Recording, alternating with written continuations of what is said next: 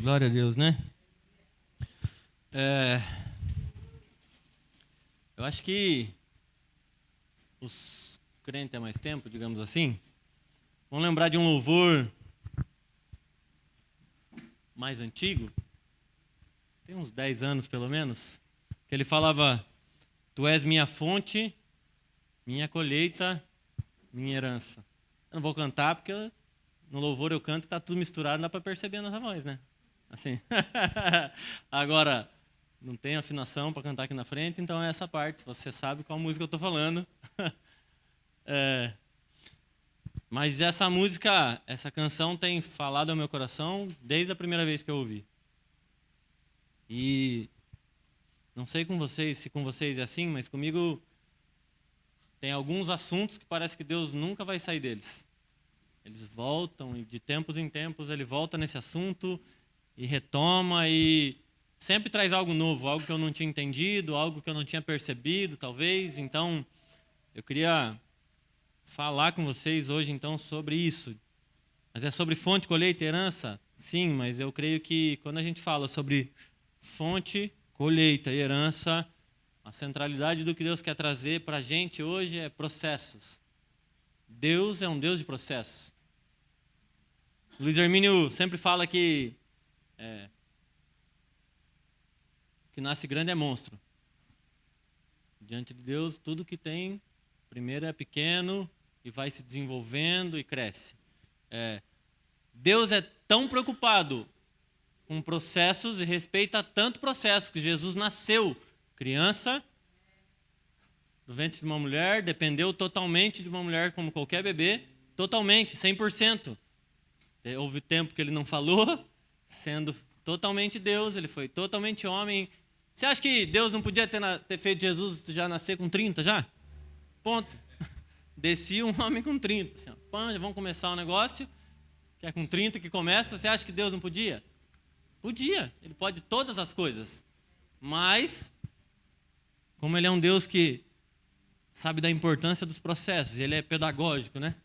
Em tudo ele nos ensina. Ele falou, vou mandar meu filho neném no ventre de uma mulher, ele vai nascer e vai passar por cada um dos processos. Ele foi adolescente também. Ele passou pela puberdade, passou também. Não sei nem se já falava disso aí naquela época. A adolescência nem existia, né? Era criança e pulava para adulto, né? Não tinha esse processo aí, né? É bem recente a gente fala sobre isso, mas ele passou por cada um dos processos. Você acha que para nós dá certo atalho? Se Deus é Deus de processo, sabe? A gente precisa pensar na importância dos processos e da nossa parte nos processos, que ainda que Deus seja soberano, há a nossa parte de responsabilidade. Mas eu acho que a nossa maior responsabilidade é confiança no processo. Romanos 11:36 diz, porque dele, por ele e para ele são todas as coisas, glória, pois, a ele eternamente. Começa nele, por meio dele e volta para ele. Tem tudo a ver com ele. Alô, tem uma Bíblia que está apagado já. Na capa está escrito assim, esse livro é sobre Jesus. Não é sobre nós. Não é sobre nós. É sobre Jesus. E todos esses processos, ele deu a graça de nos envolver. Mas tem a ver com ele e não com a gente. E aí, pensando nessa canção, eu queria trazer alguns exemplos bíblicos, então, para não achar que eu vou falar só coisa da minha cabeça. Né? As mirabolâncias dos meus pensamentos, não é sobre isso. É sobre Cristo e a palavra. Então, Apocalipse 22:13 diz assim: Eu sou o Alfa e o Ômega, o primeiro e o último, o princípio e o fim. Começou nele, termina nele, e no meio tem a gente nesse processo aí sendo beneficiado pela graça dele. É tudo sobre Ele. A gente precisa voltar os nossos olhares, as nossas mensagens, as nossas vidas, sabe? As nossas prioridades, sabe? Ele precisa moldar a nossa agenda de novo, sabe? A gente precisava, quando faz um planejamento, a gente precisava colocar diante de Cristo e saber, tem a ver com o teu propósito, Jesus. Bagunça a minha agenda, muda os seus, mas sabe? Os seus planos são mais importantes, faz o teu jeito. Você tem coragem de orar isso? Fala, Deus, se eu estiver indo no caminho errado, bagunça, me puxa. Muda a minha agenda, muda as minhas prioridades, porque tem a ver com Ele, não com a gente. O que mudou minha vida anos atrás foi o dia que eu estava num culto e eu entendi que Neemias 8 diz assim: a alegria do Senhor é nossa força. E eu fiquei 2 horas, eu acho, chorando, e eu falava, caramba, se eu alegrar Ele, tá tudo bem, porque a alegria dele que me torna forte. Se eu viver minha vida para fazer Jesus sorrir, o resto é resto. Eu vou ter força para passar, seja o que for, a luta que for, a tempestade que for, porque eu vou poder olhar para um pai lá e falar, ele está sorrindo. Sabe quando Jesus é batizado e vem uma mensagem do céu falando, esse é meu filho em quem eu tenho prazer? É a gente viver a nossa vida para isso, para ouvir dia após dia, esse é meu filho em quem eu tenho prazer. E que não tem a ver com o que a gente faz, né? Porque não sei se vocês já pegaram esse detalhe, isso aconteceu, e essa voz do pai declarando que ele era um filho amado, ele não tinha começado a fazer nada. Nada. Ministerialmente não tinha feito nada. Tem a ver com ser, com identidade, filho. E aí, olha, processos, né? Não sei quantos de vocês já pararam para pensar nisso, mas Jesus, ele fala assim, ó, vinde a mim, todos estáis cansados e sobrecarregados, que eu vos aliviarei. Ele falou, para estar cansado, venha. Aí, quando você chega, ele fala, agora, se quiser vir após mim, tome sua cruz e siga-me. E aí, mais um processo. E aí, depois ele fala, agora, vai. E anuncia o evangelho por todo mundo, a toda criatura. Mateus 11, 28. Venham a mim todos que estão cansados e sobrecarregados, e eu darei descanso a vocês. Caramba.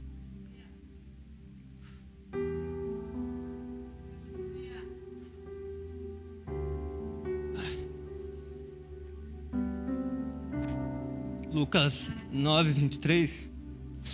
Se alguém quiser vir após mim, negue a si mesmo, tome sua cruz e siga-me. Marcos 16, 15. Disse-lhes, ide por todo mundo, pregai o evangelho a toda criatura. Processos. Nosso Deus é Deus de processos. E chama a gente para cada um desses processos. Quando você está cansado, Ele fala, vem, que eu te ajudo. Quando você trocou o fardo, que Ele fala, você tinha um fardo pesado e jogou, Ele fala, lance sobre mim. E aí, agora Ele fala, agora caminha comigo. Só que vai exigir sacrifício, renúncia. Caminha comigo, negue a si mesmo, tome sua cruz. E aí quando a gente se desenvolve nesse processo, Ele fala, agora vai. Tudo que você aprendeu comigo, de mim, anuncia para toda criatura. E aí lembram da música? Fonte, colheita e herança. E eu queria usar essa analogia dessa canção para isso, né? Quando eu penso no vinde a mim, eu penso na fonte, na água, sabe? Porque um dia para mim ele foi essa fonte, ele tem sido essa fonte diariamente, mas a primeira coisa eu penso, um dia foi a fonte, sabe? Porque você sabe que sem comer você aguenta um tempo até. Sem água você morre rapidinho. Um dia ele foi a água que nos deu vida. Lembra aquela mulher na beira do poço? João 4 fala, se você beber dessa água, você nunca mais vai ter sede. Nunca mais vai ter sede. O problema é que a gente muitas vezes reduziu essa mensagem ou essa passagem como se ela tivesse bebido aquela água um dia e saiu para nunca mais beber. Não, é uma água que você pode beber e deve beber todos os dias. Mas é uma água que até aquele momento talvez você nunca tinha bebido. Uma água de vida eterna que gera vida em nós. Sabe, um dia Jesus me encontrou cansado, sobrecarregado, morrendo de sede. Morrendo. Eu tinha gastado tudo o que eu tinha, tudo que eu era, todas as minhas forças, todos os meus recursos, todas as minhas tentativas em matar minha sede. Não deu certo. Eu só estava morrendo mais e mais e mais. Só piorava. Cada vez que eu tentava de novo, piorava. E eu ia para um abismo pior e para um buraco pior. E a situação ficava mais difícil. E um dia eu fiz uma oração bem simples. Falei, Deus, eu desisto. Meu jeito não dá certo. Cansei. Eu cansei de fazer do meu jeito, porque o meu jeito me trouxe até aqui. Meu jeito só deu errado. E é como se ele falasse, então bebe dessa água aqui, depois a gente conversa. Bebe dessa água, você está morrendo, depois a gente conversa. Quase isso, sim. Primeiro eu preciso matar a tua sede, para você ter vida em você, para conseguir suportar todas as outras partes do processo. Sabe, eu não quero entrar em outros méritos na mensagem, mas sabe quando a gente fala, tem que ensinar a pescar, não dá o peixe. Não, os caras estão morrendo, você vai ensinar quem a pescar, cara? Tá morrendo, não aguenta nem de pé e você fala, vai pescar. Você fala, você tá de brincadeira. É a gente com Jesus morrendo e a gente é tão ansioso que quer falar, me ensina a pescar, Deus, porque a gente leu que ele faria Pedro e os pescadores de homens. E aí a gente já quer ir naquela parte do processo. A gente já quer pular, pegar atalho. A gente quer, não, me ensina a pescar. Ele fala, não, filhão, fica quietinho que eu vou fazer um peixe para você. Primeiro eu preciso te alimentar, primeiro eu preciso te trazer vida, primeiro eu preciso restaurar a sua vida para você aguentar caminhar no processo. Às vezes a gente está arrebentado, não aguenta nada, não aguenta dar um passo. E a gente já quer coisas que a gente cria na nossa cabeça. A gente quer partes que a gente quase que idolatra do ministério. A gente acha que ministério é glamour muitas vezes. A gente acha que essa parte do ministério é isso aqui, ó. Tá aqui na frente, falando. Acha que tá aqui, ó, em cima, cantando. Mas não sabe o que é gastar a vida no secreto. Sabe?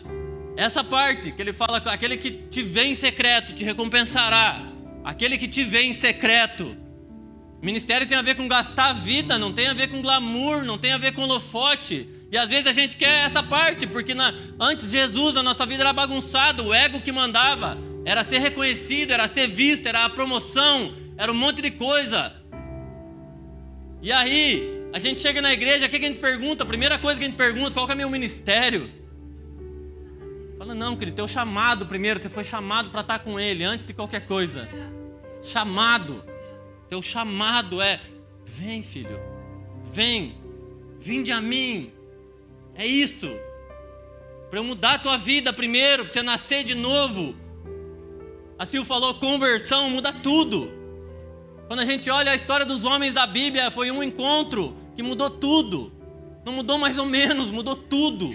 Mudou o jeito de tudo, de andar. Tem uns que ele literalmente mudou o jeito de andar, né? Jacó lhe deu uma na junta da... deixou manco, né? E eu vou confessar para vocês uma oração. Eu faço umas orações às vezes que eu acho que sou abusado, eu acho. Como Ruth foi abusada, eu acho. Cara, ela era uma estrangeira querendo... A Bíblia fala que se o povo quisesse trazer alguém de fora, podia. Lá em Êxodo, fala, se tiver um estrangeiro que quiser participar da festa, vocês podem fazer assim, tem um ritual, faz assim, tem que cortar o prepúcio e tal, se deixar circuncidar e aí eles podem participar da festa. Ruth foi abusada, ela falou, eu que quero entrar nesse negócio aí. Tô vendo que é bom esse negócio aí, deixa eu fazer parte.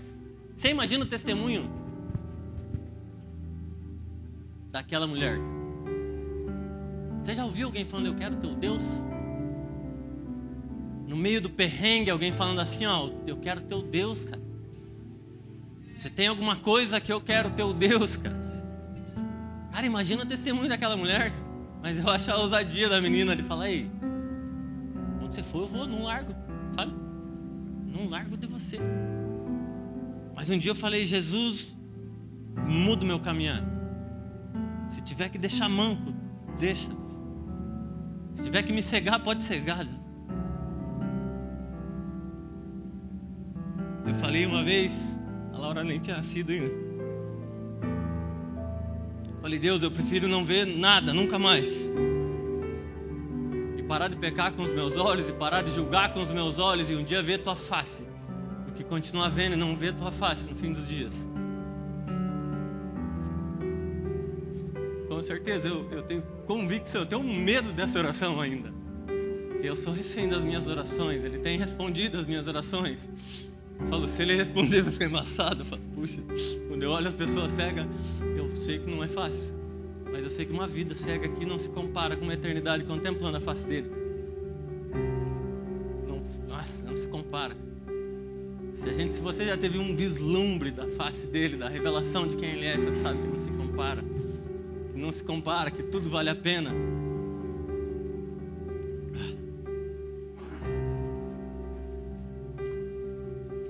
Primeiro Jesus supriu o que mataria, que nos mataria se a gente ficasse sem. Ele foi a nossa fonte. Mas, seguindo a analogia, ele fala, um dia Ele é a colheita.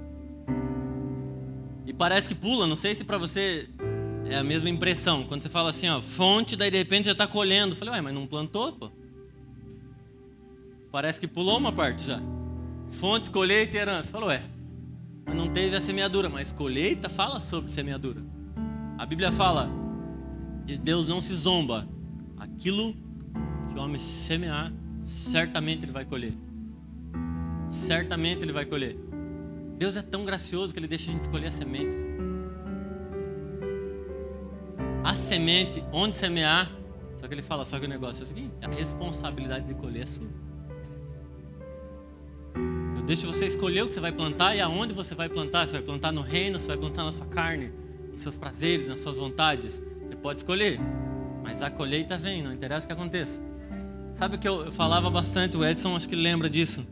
Eu falava, cara, eu plantei veneno, mandioca braba a vida inteira. Essa é a verdade, assim, ó. Só desgraça, só plantei desgraça, divisão, mentira. E um dia eu cheguei em Jesus. Primeiro eu achei que ia ficar tudo bem, Organizações Tabajara, os mais velhos vão lembrar. Seus problemas acabaram, lembra disso? Coisa horrível, cara. Eu achei que eu ia chegar em Jesus e falar, ponto, agora tá tudo bem. Meus problemas acabaram, eu falei, não. Veja bem. A Bíblia nunca prometeu isso, em nenhum momento. Essa promessa de que vai ficar tudo bem. Não tem na Bíblia. Isso não está escrito. Isso é, sei lá, teologia coaching e outras coisas. Mas a Bíblia não fala sobre isso. Ela não fala que vai ficar tudo bem. Ele fala, no mundo vocês vão ter aflição. Só que tem de bom ânimo, eu venci o mundo. E aí o que eu falava pro Edson e pra galera na época, eu falava, cara, eu plantei muita coisa ruim, vou colher todas as que eu plantei. Só que o privilégio é que agora Ele colhe comigo. Falei, eu te ajudo. Fala, eu vou estar com vocês até a consumação dos séculos. Ele fala, quando você tiver que colher aquele veneno que você plantou, eu estou do seu lado, eu te ajudo a suportar. Eu te ajudo a suportar. Eu falei, aí Ele me ensinou a plantar umas coisas que crescem rápido. Deus é bom, cara. Ele me ensinou a plantar morango, sei lá, umas coisas que a hora que eu vejo já está brotando. Já. Eu falo, olha aí, no meio do caminho, mesmo em meio a um monte de coisa ruim, tem umas coisas boas. Em todas Ele está comigo. Isso faz toda a diferença. E eu queria me atentar um pouco mais a essa coisa da colheita e da semeadura. Mas acho que a maior colheita de todas é hoje poder colher graça, sendo que a gente semeou morte. Assim, ó. Ele colheu a morte que nós plantamos na cruz. Ele falou, o que vocês semearam desde sempre é morte. O salário do pecado é a morte. Ele falou, não, vou colher a colheita de vocês e vou deixar vocês colherem a minha. Cara, isso é maravilhoso. Romanos 5:20 diz, entrou porém a lei para que a ofensa abundasse, mas onde abundou o pecado, superabundou a graça. Romanos 6:23, pois o salário do pecado é a morte, mas o dom gratuito de Deus é a vida eterna em Cristo nosso Senhor.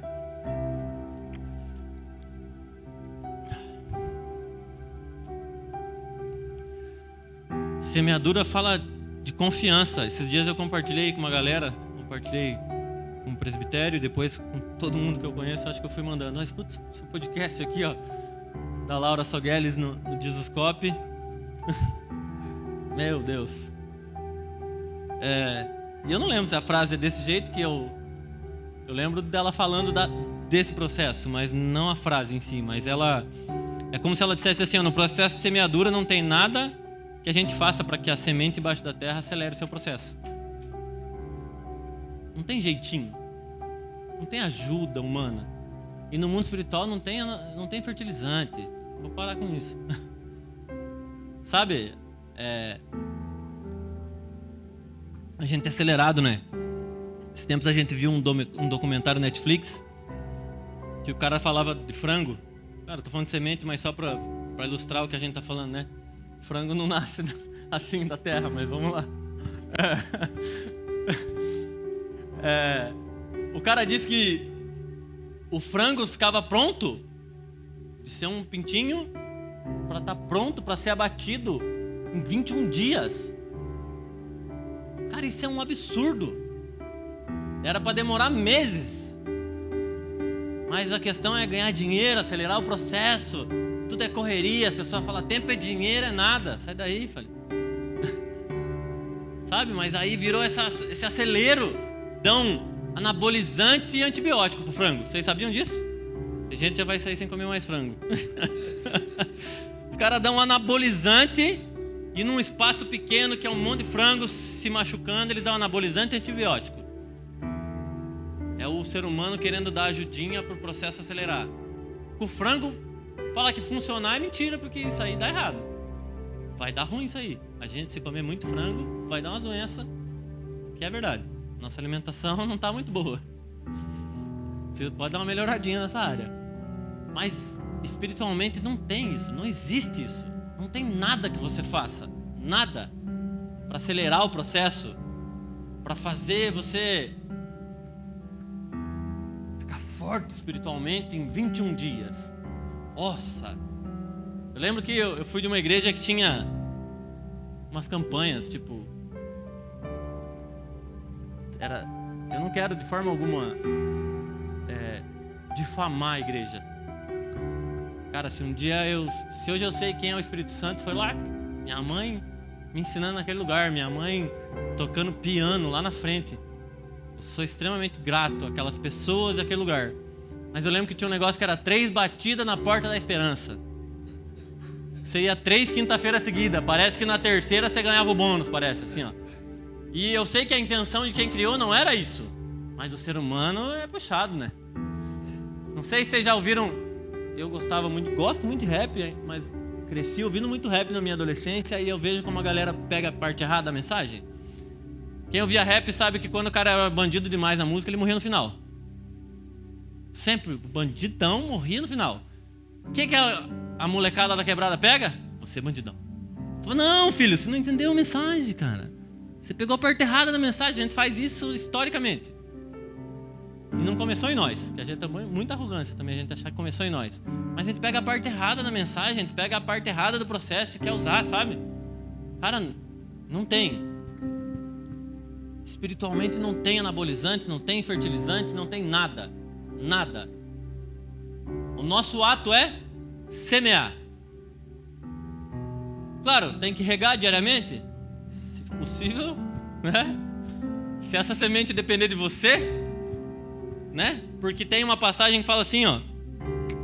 1 Coríntios 3:7 fala assim, ó. Porque nem é o que planta é alguma coisa, nem o que rega, mas Deus que dá o crescimento. Porque muitas vezes nós semeamos na vida de outras pessoas que talvez a gente não vai ver. E alguém tá, talvez em oração, mas alguém tá lá regando essa semente, mas é Deus que vai dar esse crescimento. Esse processo outras pessoas estão acompanhando. Mas quando depende da nossa responsabilidade, podemos regar? Mais alguma coisa? Nada. O que mais que eu faço? Você acha que se o cara semear e ficar, vai semente, vai, ajuda alguma coisa? Cresce logo. Eu lembro que a gente, quando estava na escola, que mandavam plantar o feijão, lembra disso? No algodão. Parecia que ia fazer crescer na angústia, assim, ó. vai, feijão, sabe? Cara, não tem, na vida espiritual não tem nada desse tipo, nada. A gente é, na sua grande maioria, ansioso, tanto que o Divertidamente, se você não viu, o 2, né? O personagem principal do 2 é a ansiedade. E eu vejo gente falando assim, nossa, eu sou igualzinho. Eu falei, você acha bonito? Tem gente falando, nossa, eu sou acelerado igual. Eu falei, acha lindo muito. Nossa, vocês estão enganados. Cara, Jesus falou, não andeis ansiosos por coisa alguma. A gente está num nível de ansiedade que a gente não está nem preocupado com o boleto que vai chegar. A gente não consegue ficar 5 minutos em oração, porque a gente já está pensando nas outras coisas. Com a atenção dividida. O nível da nossa ansiedade. Daí falar de semente, o cara passa mal quase. Uma vez eu compartilhei com o John e com a Rai, lembram do bambu? Um dia eu aprendi com um cara japonês. Alô, lembra, seu Marcos? Japonês engraçado, ele era piadista, eu ainda falei, era milagre de Deus, né? E poucos japoneses que eu conheço que falam com a gente, simpático. Aquele era simpático e piadista ainda. Era um milagre. A definição do milagre era aquele japonês. E ele falava, você já plantou bambu? Eu falei, nunca na vida. E ele disse e ele falou, bambu chinês. Ele falou, se uma pessoa vê você que plantou um broto de bambu chinês regando, ela vai achar que você é louco, porque demora 5 anos para brotar. Cara, imagina, sério, imagina você todo dia, a gente passa mal com feijão, que demora uns 2, 3 dias, sei lá. Imagina 5 anos a pessoa indo lá, naquele canteirinho, jogando água, e nada. 5 anos. Mas diz que no 5º ano, quando brota, em 1 ano cresce 25 metros. Por quê? Porque primeiro ele cresce para baixo, cria raiz. Eu falei, Jesus, olha isso. Sabe, esse exemplo para mim é Cristo, é isso, sabe? Quando a gente olha um prédio grande, primeiro ele foi um buraco. E alguém alicerçou fundamento, bem fundo, para aguentar uma estrutura grande. A gente às vezes vai ficar um tempão nesse processo, ó, para baixo. E estamos vendo? Não estamos vendo. Debaixo da terra você vê, é que daí agora eu contei para você, talvez você plante bambu, falando, não, tá crescendo, tá indo para baixo. tá indo, confia. Mas imagina, não tem como a gente ver, tipo, tira um raio-x da terra, sei lá, deixa eu ver onde é que tá a raiz, crescer uns 2 metrinhos para baixo, não tem como. Nossa vida espiritual não tem como. A gente precisa confiar no processo, semear e confiar que Deus dá o crescimento. Deus continua dando o crescimento. Se a gente está fazendo a nossa parte, a nossa responsabilidade, Ele está dando crescimento. Claro que eu acho que tem coisa que cresce mais rápido, tem coisa que cresce mais devagar. E eu não acho que cabe a nós fazer comparações, porque a gente olha uns para os outros muitas vezes e começa a se comparar. Mas olha o irmão ali, ó. Nossa, eu lembro que no comecinho da caminhada cristã, tinha um cara que a gente tava tipo andando junto há 3 anos mais ou menos. E nesses 3 anos eu lembro que ele ganhou um carro e ele já estava ministrando outras pessoas, sabe? Eu falava, oh Deus. E eu, né? Você começou ontem, filhão. Vai devagar. Se eu te der um carro, você bate, não tem nem carteira. Sabe, é umas coisas simples, não tem estrutura para receber algo. Que ali era um material, sim. Mas todas as outras coisas, você tem que ter estrutura para aguentar o processo. Alguém aqui daria um carro pro filho agora com 6, 7 anos? Nem com 18 acho que a gente daria. Alguns a gente nem com 18, falei, não confio nesse nível. Eu acho que você não está pronto. Cara, e aí a gente quer exigir coisas de Deus às vezes. E ao mesmo tempo, nessa caminhada, naquele processo, eu lembro que teve gente que, no meio que a gente fazia parte, chegou depois de mim. E parece que me passou, assim, ó. Eu falei, oh Deus, o cara chegou ontem, já está lá. Eu falei. Ele falou, o que você tem a ver com isso? É eu e você o negócio aqui. Com ele sabe? E às vezes a gente faz isso, a gente vê pessoas que a gente fala, a gente usa uns termos, sei lá, tá voando. Fala, irmão, se alguém estiver voando, amarra uma fitinha que nós vamos junto. Sei lá. O cara, nossa, tá... Como é que falam também? Em outro nível. Eu nem sabia que tinha andares. Sei lá, era um prédio gospel que a gente tá... Sabe, a gente tem umas... Daí a gente olha, irmãos, eu acho que é legal nós temos referências, com certeza é. Eu olhar para essa igreja hoje e ver irmãos que eu falo, cara, eu quero me tornar como eles. Só que saber que o processo para que eu chegue onde eles estão é só entre eu e Deus. E mais ninguém. Mais ninguém. E que a Bíblia fala pra gente se alegrar com os que se alegram. Quando você vê alguém que na tua cabeça está passando por você, fala, Deus abençoe. Olha aí, se ele está se alegrando, me ensina a me alegrar com os meus irmãos. Porque é mais fácil a gente chorar com os que choram, parece, do que se alegrar com os que se alegram. A gente quer que as pessoas fiquem bem, só não melhor que nós. Isso não tem a ver com Jesus, isso tem a ver com uma perspectiva competitiva sem Cristo. Quando a gente pensa nos nossos filhos, eu quero que a Laura voe bem mais alto, se é para voar. Eu quero que ela vá em lugares que eu nunca fui, que viva coisas que eu não vivi em Deus. E eu vou me alegrar com isso. Por que quando eu chamo os outros irmãos e acontece isso, eu não consigo me alegrar? Tem uma... Eu acho que é no Cartas de um Diabo, seu aprendiz, do Lewis, que eu acho que tem essa analogia, e diz que os capetinhas derrubam o irmão. E aí, falei, agora, Satanás, o que eu faço? Ele fala, agora nada, a igreja mata.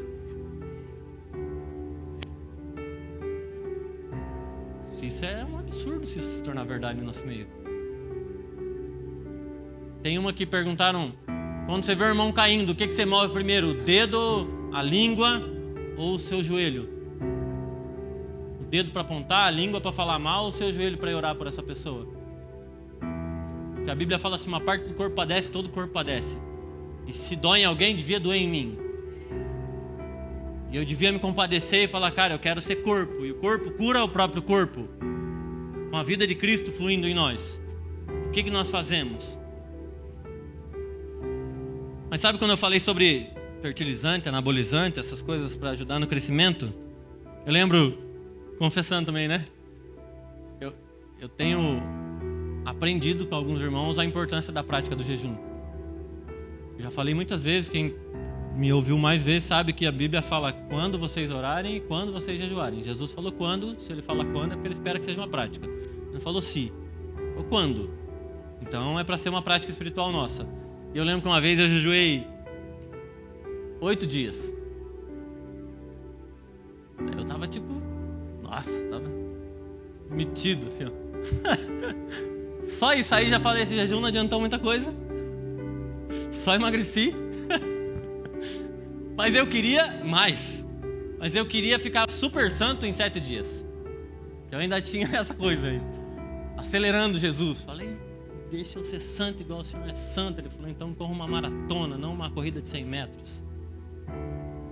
Continua correndo. Continua correndo, continua caminhando. Quase que Jesus falou, você está querendo me acelerar agora? Você, tipo, daí a gente tem que se colocar no nosso lugar. Quem somos nós diante da beleza de Cristo? Vermezinho de Jacó, né?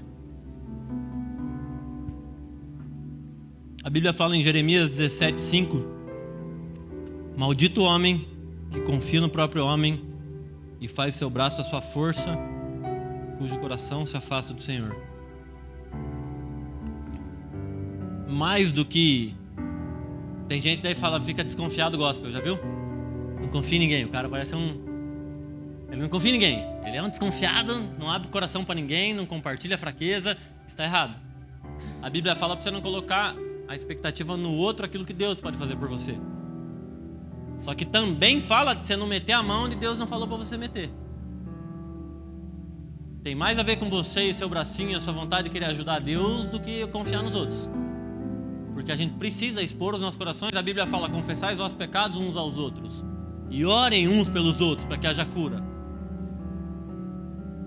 E eu não estou colocando... E aí se a gente faz isso, eu confesso um pecado para o Tiago, Não é achando que ele vai me dar uma indulgência, que daí eu vou pagar um preço e vou ser perdoado. Não, é porque eu já fui perdoado. Ele me ajuda a ser curado em Cristo, pelo sangue de Cristo. A gente ter a prática dessa cumplicidade é bíblica. Agora, não posso colocar expectativa no irmão. Tem uma frase que diz: se você saiu da igreja por causa dos homens, é porque você nunca esteve lá por causa de Jesus. É a gente que coloca expectativa em lugares errados, sabe? Mas fala mais da gente não meter a mão para querer ajudar Deus. Não sei quantos de vocês são assim, mas eu estou melhorando. Mas eu chegava em Deus e falava assim: Deus, olha o meu pedido aqui, tá? Para largar já era bem difícil. Largar na mão dele, assim, ó. Sabe quando você fala meu pedido e fica? Parece, acho que tipo criança, assim, ó. Vai acontecer alguma coisa já? E o certo era eu deixar, né? Deixa na mão de Deus, que está na mão de alguém confiável, né? Eu dava 2 passos. Eu acho que eu vou pegar aqui, porque eu vou dar um jeito. Quantas vezes eu orei por coisas e não tive paciência para esperar e meti a mão, daí você fala: deu ruim. De novo, deu ruim.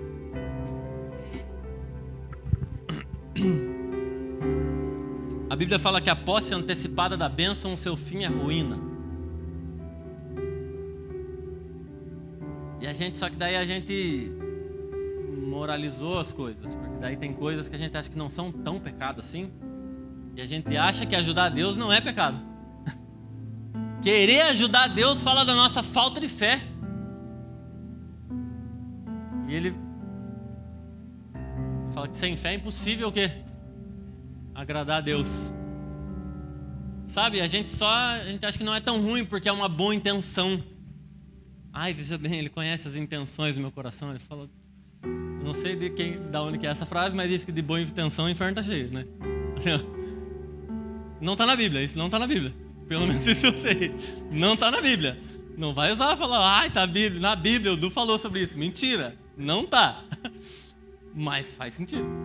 Não são as nossas boas intenções, são a nossa devoção e a nossa obediência. A nossa confiança. Tem a ver com isso. 1 Samuel 15, 22 fala: tem porventura o Senhor prazer em holocaustos, tanto em prazer em holocaustos e sacrifícios, como em que se obedeça a palavra dele. Eis que o obedecer é melhor do que sacrificar, e o atender é melhor do que a gordura de carneiros. Tem mais a ver com a nossa obediência e a nossa devoção do que com os nossos sacrifícios.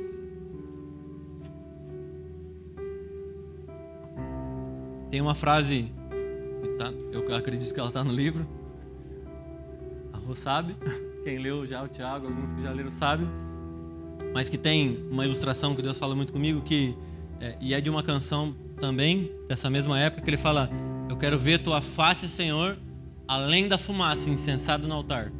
Só que a grande maioria das pessoas que eu vejo está ludibriada com a fumaça do próprio sacrifício, não vendo a face do Senhor. Tá tipo, uhul! É tipo, era eu jejuando 7 dias. Veja quão espiritual eu sou.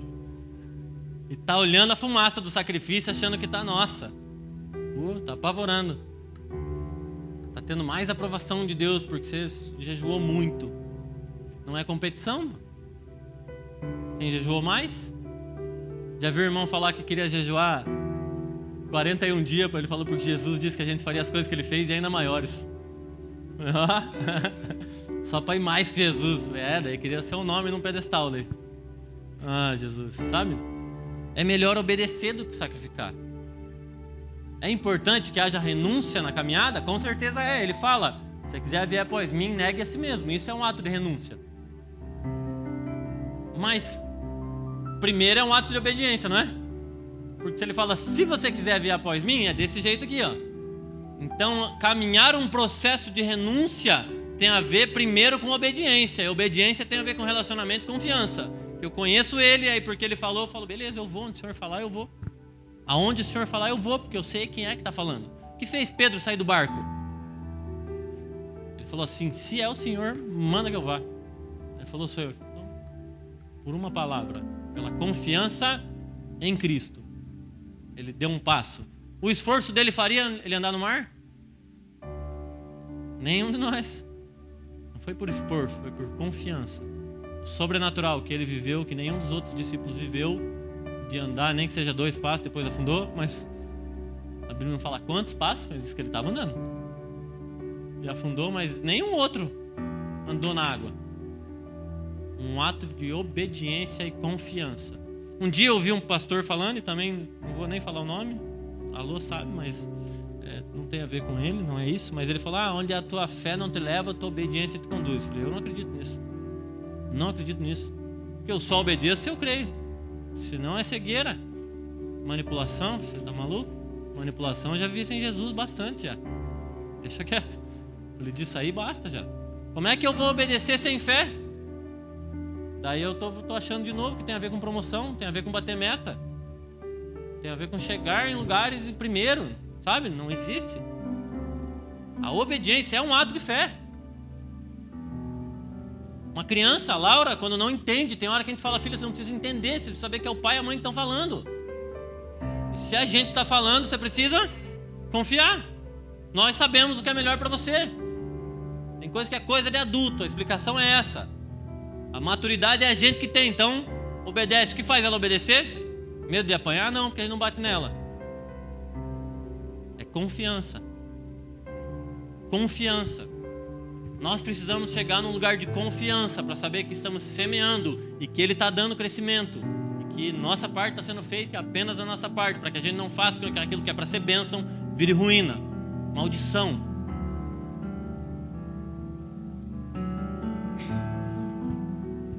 Eu escrevi aqui, pare de tentar. Pelo amor de Jesus Cristo, pare de tentar e confie.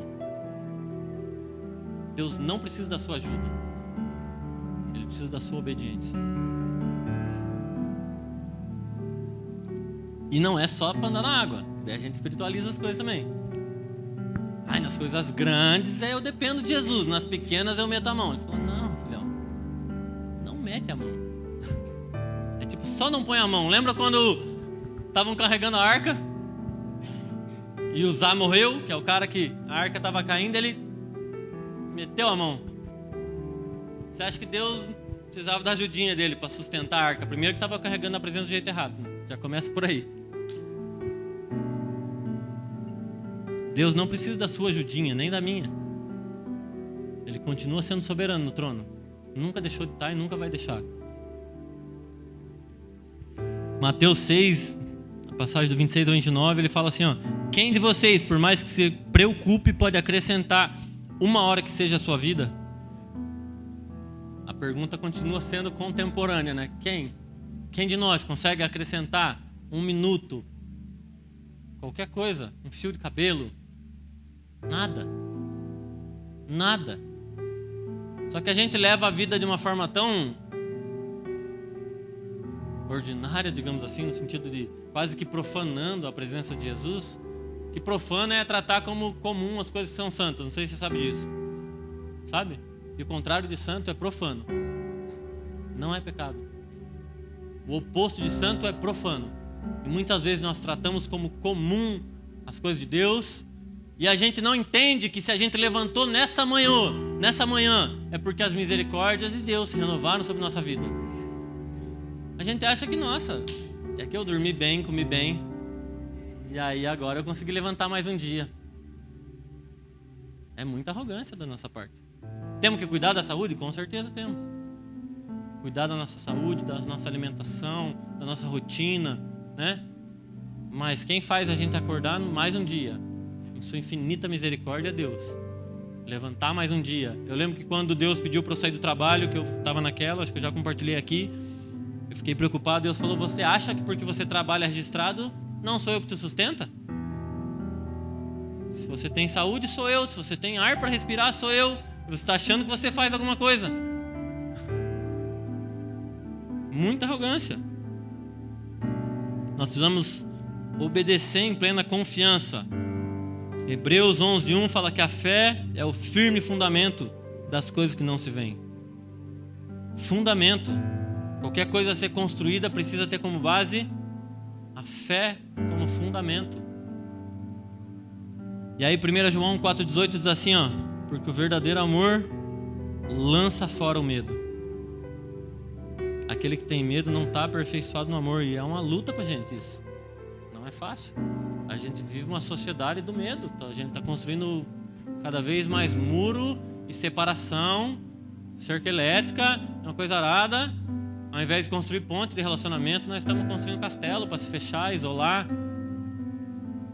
Não é fácil, mas ele diz que perfeito amor lança fora o medo. E lança por quê? Porque entende que o amor é perfeito, que é dignamente confiável e que é sempre um processo. Ah, eu já venci o meu? Não. Estou no processo, mas eu vou continuar até que ele venha, porque ele diz que aquele que começou a boa obra em mim é fiel para completá-la. Os leprosos, vocês lembram dos leprosos que foram curados? Foram curados aonde? No processo de obediência. Quando Jesus falou, faz assim, ó, vão se apresentar ao sacerdote. No fato de caminharem em obediência ao que Jesus falou, alguns foram curados, poucos voltaram. Aí é outros 500 que dá outra mensagem. Mas no processo de obediência, nós somos curados. No processo de confiança. O problema é que quando a gente não confia e mete a mão. Em Gênesis, quem conhece a história de Abraão sabe que havia uma promessa. Em Gênesis 12:3 fala assim, ó, abençoarei os que te abençoarem, amaldiçoarei os que te amaldiçoarem. Em ti serão benditas todas as famílias da terra. E aí vocês lembram que havia uma promessa, Isaac, o filho da promessa. E aí ele ficando velho, a esposa ficando velha, ele fala, acho que eu vou dar uma ajudinha para Deus, que eu acho que ele se esqueceu da promessa. A esposa fala, então, tô velha, eu acho que, com outras palavras, ela fala, acho que Deus esqueceu da gente, porque não cumpriu a promessa até agora. O que ela fez? Toma uma serva. E aí quem que nasce? Vocês lembram na história? Gênesis 16. Ismael. Se a gente hoje olha conflitos acontecendo entre Israel e Palestina, tem a ver com essas coisas aqui ainda. O homem tentando ajudar Deus, falar, vou meter a mão aqui, ó. Virou um povo inimigo, um conflito histórico, porque foi só uma ajudinha. Veja só uma ajudinha, um fio de cabelo quase. Foi só uma ajudinha. Olha o quanto isso tem reverberado negativamente na história da humanidade. Se vocês olharem Esaú e Jacó,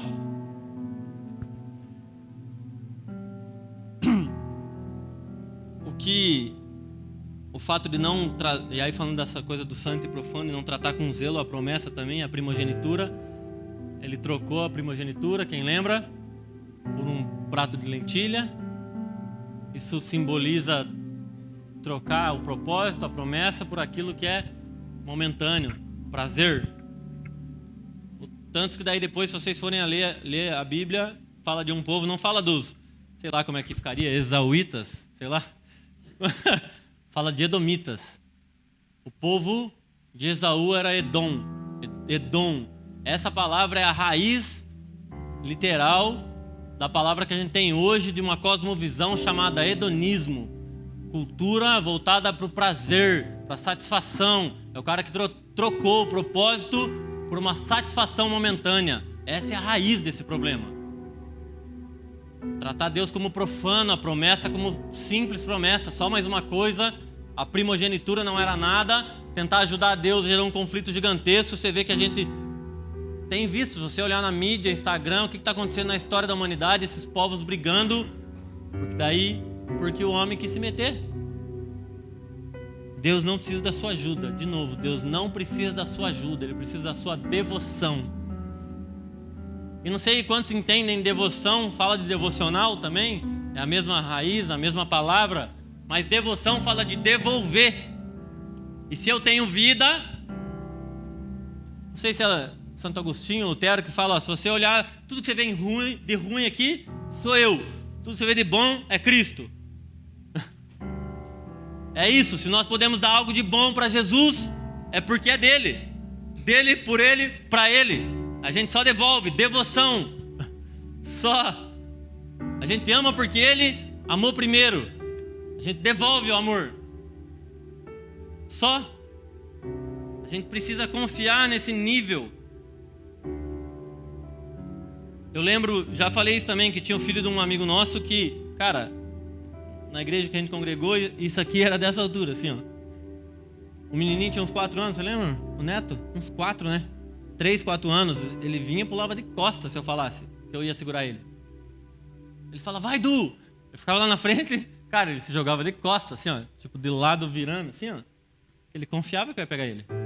Ele pulava de olho fechado. E aí Deus está falando para mim e para você, pula que eu seguro. Eu continuo sendo um bom pai. Você confia no processo? Você confia? Só que a gente confia em quem a gente conhece, não é? A gente precisa ter relacionamento com Deus para saber. E daí a gente fica nas nossas confusões. Eu vou saber se é Deus que falou. Se você tem relacionamento com Ele, você vai saber. Porque se eu conheço o Tiago, ele estiver lá fora falando, eu sei que é ele, eu conheço a voz dele. Porque eu conheço ele, converso com ele todo dia. Relacionamento gera confiança para o processo. Provérbios 10, 22 fala assim, a bênção do Senhor é quem enriquece, não acrescenta dores. Não vai acrescentar dores. O processo pode ser dolorido. O processo às vezes é difícil. Mas a bênção do Senhor enriquece, não acrescenta dores. E aí a gente vai ter que só ressignificar o que a gente tem como bênção, né? E eu vou falar um pouquinho sobre isso quando a gente chegar na herança aqui, ó. Mas é ressignificar. O medo, a falta de fé faz a gente criar os nossos planos, o nosso jeito e se colocar no centro. Mas quando a gente olha Jesus no Getsemane, a oração dele foi: Pai, afasta de mim esse cálice, porém, seja feita a tua vontade, não a minha. Se nós somos cristãos, o modelo é Jesus. E o nosso modelo, então, é tirar a nossa vontade do centro e colocar a do Pai. Tirar o nosso jeito do centro e colocar a do Pai. E aí, eu queria dizer que quando a gente coloca, eu vou citar 2 passagens aqui, mas que a gente acha, 1 Coríntios 15, 19 fala assim, ó: se nossa esperança em Cristo está somente nas coisas dessa terra, nós somos os mais miseráveis dos homens. Eu falei uma vez, a gente cantou do cara do cego de Jericó, filho de Davi e tal, tem compaixão de mim. E eu já falei isso, vou falar de novo. Se Jesus fala, o que queres que eu te faça? Se ele falasse assim, eu quero um cão guia, Jesus ia dar, não ia dar? Falasse, quero um cajado novo. E a gente acha isso um absurdo, fala, nossa, nada a ver. O problema é que muitas vezes a gente faz isso, a nossa esperança em Cristo está nas coisas dessa terra. E a gente quer um carro novo, a gente quer uma questão no trabalho nova, a gente quer mudanças terrenas. Só que daí, mais do que miseráveis, isso é diabólico. Você vai falar, vai entender como agora. Mateus 16, do 16 a 24, Jesus pergunta aos seus discípulos, ele está falando, os caras estão falando que o Senhor é assim e tal. Ele fala, e vocês, quem dizem que eu sou? E aí Pedro fala, tu és o Cristo, Filho do Deus vivo. E Jesus responde, isso foi revelado para você do alto. E sobre essa revelação eu vou fundamentar a minha igreja. Só que daí dá 4, 5 versículos na sequência, Jesus fala assim, eu vou morrer. E aí ele fala, não, Jesus, de jeito nenhum. E ele fala, afasta de mim, Satanás. Quando a nossa esperança em Cristo é para resolver os nossos problemas, nós estamos sob influência satânica.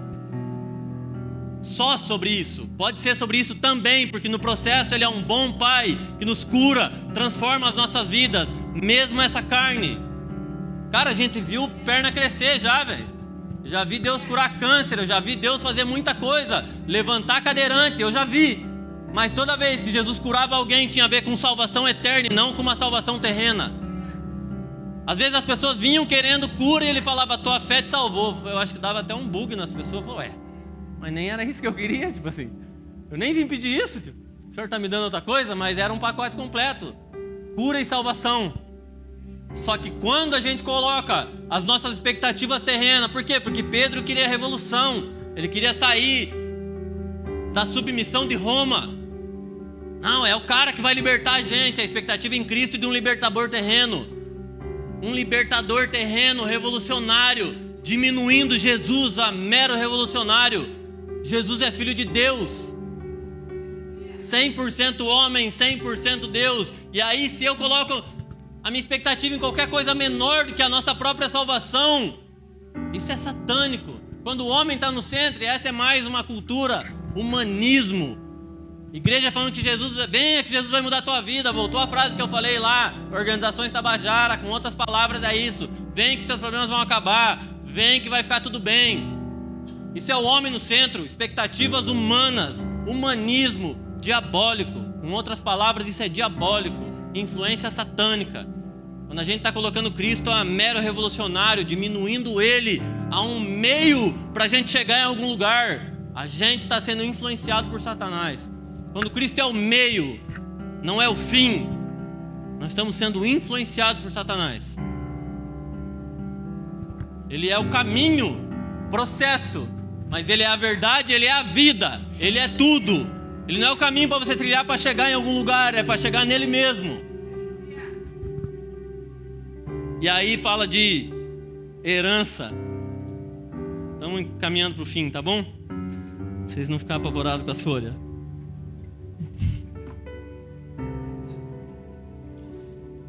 Sabe a música que a gente canta é Ele? Sabem?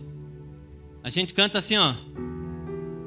Perdendo tudo por amor e com alegria. Não precisa me responder, mas fala para mim, o que você já perdeu? Por amor e com alegria. Por amor a Cristo e com alegria por Ele. O que você abriu mão? Se não foi os teus pecados, quando é que nós abrimos mão dos nossos pecados? Que tem hora que a gente é apegado nos pecadinhos. Do que é que a gente tem sacrificado? O que é que a gente tem aberto mão? O que é que a gente tem perdido com amor e alegria? Quando a gente vê aquele cara que encontrou um tesouro e vendeu tudo, uma pérola de grande valor, e ele vendeu tudo. O que nós vendemos?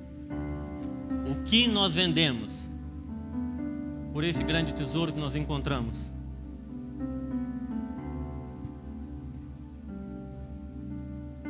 Às vezes, como eu falei, a gente abre mão do pecado porque se continuasse morria. Sabe, se eu falar assim, parei de usar droga por Jesus. Mentira, cara, se eu continuasse usando droga eu ia morrer. É isso. Não tem a ver com Cristo. Agora tem a ver com Cristo a minha caminhada, mas naquele momento era só para não morrer. E às vezes a gente abre mão de coisas que a gente acha que é mérito ainda. Eu lembro que tem um cara que ele falava assim para mim, não há mérito nenhum em se fazer o certo. Tá tão absurdo que se o cara acha uma mala com dinheiro e devolve, vão colocar ele na tribuna. Porque ele fez o certo. Você fala, meu Deus, cara, você fez o certo. Você quer uma plaquinha te reconhecendo?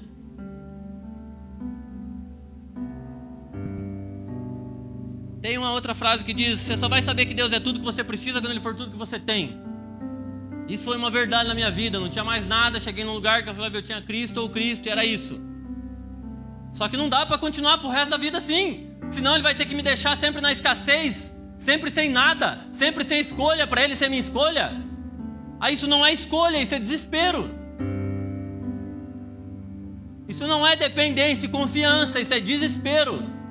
Quando o médico deu o diagnóstico da minha mãe estava com câncer terminal. Eu falar, Deus, cura ela, só Ele podia curar, ué. É desespero. Claro, eu sei quem é o Deus que eu sirvo, eu sei que Ele podia curar ela. Mas naquele momento Ele era a única opção.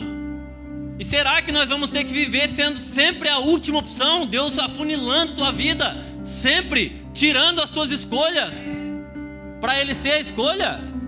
Isso me dá um desespero. Você casaria com alguém que falasse, você foi a minha última escolha?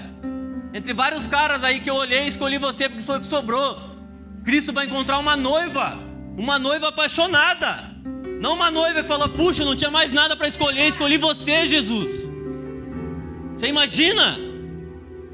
Ele fala, vou buscar uma noiva bela. Quem é que casaria com uma noiva distraída? Uma noiva que fala na sua cara, você é a minha última opção, só para não ficar solteira. Só que muitas vezes a nossa vida no dia a dia mostra isso, que Ele é a última escolha, Ele não é a primeira. Amar o Senhor acima de todas as coisas é sempre a última escolha. Orar é sempre o último recurso. E a gente fala, vou só orar. Eu falo, meu Deus, que absurdo. Aí eu vou só orar, vou falar com Deus, é bem isso assim, ó, tentei de tudo, não deu, eu vou orar, ver se resolve. Isso é desespero, não é dependência. Dependência de Deus é quando eu posso fazer e tiro a mão e falo, eu confio no meu Pai.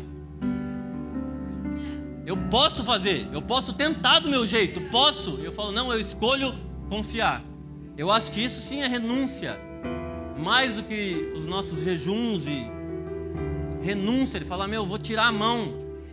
Eu não quero que isso nem passe perto de virar maldição. Que eu tentei do meu jeito, ele não precisa da minha ajuda, ele precisa da minha confiança, da minha devoção. E aí, outra música, né? Não, na mesma música, ó. No final a gente falou isso lá no Café com Pastores, que ele fala, e ele virá e trará consigo a sua recompensa. Eu não sei o que passa na sua cabeça quando você pensa sobre isso. A gente ficou conversando, eu e o Thiago e os irmãos, sobre isso. Você acha que tem algo melhor que Cristo? Você acha que na eternidade, a hora que ele voltar, vai ter um presente para você? Uma recompensa maior do que Cristo já é? A eternidade é conhecer o Senhor e prosseguir em conhecê-lo. Ele é tudo sobre Ele. Lembra? Começamos falando, é dele, por Ele, para Ele. Caminho, verdade e vida. Ele é fonte, colheita, Ele é herança. Sabe o que é legal de herança? Ele é a minha recompensa, Ele é a minha herança. Sabe o que é legal disso? Que eu não trabalho para ter, eu trabalho porque eu já tenho. Que herança já me pertence, porque eu sou filho. Eu não preciso barganhar, eu não preciso trocar, eu não preciso fazer nada. Eu não vou torcer para meu pai morrer para ver se eu tenho herança. Que quem fez isso foi o filho pródigo. Pediu herança antes, e falou, pai, para a tua vida para mim não importa. Cara, Ele é a nossa herança. E não é pelo que a gente faz, é pelo que Ele já fez. É porque Ele é. Porque tudo que Ele faz demonstra o Pai zeloso que Ele é. A gente precisa voltar a esse lugar de dependência, de confiar em Deus, falar, Ele é, tudo sobre Ele. Se eu não tiver nada, mas eu tiver Cristo, tá ótimo. Para aí sim a gente falar, eu perco tudo, eu entrego tudo, com amor e alegria. Porque Ele é a minha primeira escolha, Ele é a minha prioridade, Ele é a minha devoção, Ele é o meu amor. Sabe por que eu acho que Cristo é nosso primeiro amor? Porque o resto era balela antes dele. Tudo que era antes era um vislumbre do que talvez Cristo seria. Quando nós encontramos Cristo, eu posso falar primeiro amor e único amor, porque não vai passar. Não é empolgação de novo convertido. Não vai passar. Vai amadurecer até que Ele volte. Não vai passar. Quem é casado em Cristo sabe que só melhora, viu? Só melhora. Você se conhece cada dia mais e fica melhor o negócio. A gente amadurece de um jeito que não precisa nem conversar. Tem hora que no olhar você fala, eu sei. Quase que transmimento de pensação. A gente se conhece, só melhora, não vai passar. Paixão pode passar. Empolgação vai passar. Fidelidade, até que Ele venha, continua. Porque Ele é uma herança digna. Já pensou? Ele fala assim, ó. A última. Apocalipse 21:3. Então ouvi grande voz vinda do trono dizendo, eis o tabernáculo de Deus com os homens. Deus habitará com eles, eles serão povo de Deus. E Deus mesmo estará com eles. Você acha que há privilégio maior do que esse? Alguém acha? Que tem algo melhor? É quantas pedras na sua coroa? Pelo amor de Deus, cara. Tá preocupado com a coroa? Os anciãos estão jogando as coroas no pé dele. Você tá preocupado com pedrinha na coroa? Pelo amor de Deus. Ele é a nossa recompensa, cara. Qualquer coisa terrena, qualquer reconhecimento aqui, a gente lança aos pés dele, diante da glória dele, porque Ele é muito mais. Só que a gente precisa confiar que tem hora que Ele vai ser a fonte, tem hora que Ele nos ajuda a semear e acreditar no processo, para caminhar nesse processo todo, Ele ser nossa herança. Tem um processo, não tem como pular etapas, nós precisamos confiar em cada uma das etapas, porque Ele é um bom Pai. E querido, não importa assim, ó, se você teve um pai ruim igual eu, o exemplo é o céu, não é a terra. O modelo é Jesus e é Deus Pai, e não o modelo daqui. Se você foi machucado por pessoas, as referências aqui, Ele é maior que isso, Ele é maior que os seus traumas, Ele é maior que suas dores. Se hoje eu posso aprender a ser um bom pai, é porque eu tenho um bom pai no céu. E eu posso abençoar a vida do meu pai, um cara orando por ele, falar, cara, eu quero que Deus abençoe a vida dele, encontre ele como me encontrou um dia. Ele é a referência, é na terra como no céu. Que a gente possa viver isso. Eu queria, não sei que música que o Lucas vai cantar, mas eu queria convidar ele a tocar algo para que a gente expresse a nossa devoção, a nossa confiança, a nossa dependência. Eu queria que, se você talvez está cansado, sobrecarregado, vem aqui na frente, vamos orar junto, sabe? Você está com sede, Ele é a água da vida. Se você está metendo a mão, tentando ajudar Ele porque não confia, vamos orar junto, vem aqui para frente. Vamos orar junto, pelo amor de Deus. Vamos orar, ter um ato que demonstre que a gente entendeu a mensagem. Não porque eu falei, mas porque Cristo falou no teu coração. Sabe? Cristo falou no teu coração, você fala, faz sentido isso. Eu estou metendo a mão e está dando errado todas as vezes. Continua dando errado, porque eu fico tentando ajudar Deus, Ele não precisa da sua ajuda. Sabe, você está cansado de tentar e dá errado. Se coloque diante de Jesus, se entregue, igual o neto pulando no meu colo de costa lá de cima. Ele é um bom pai, totalmente confiável. Cristo é suficiente.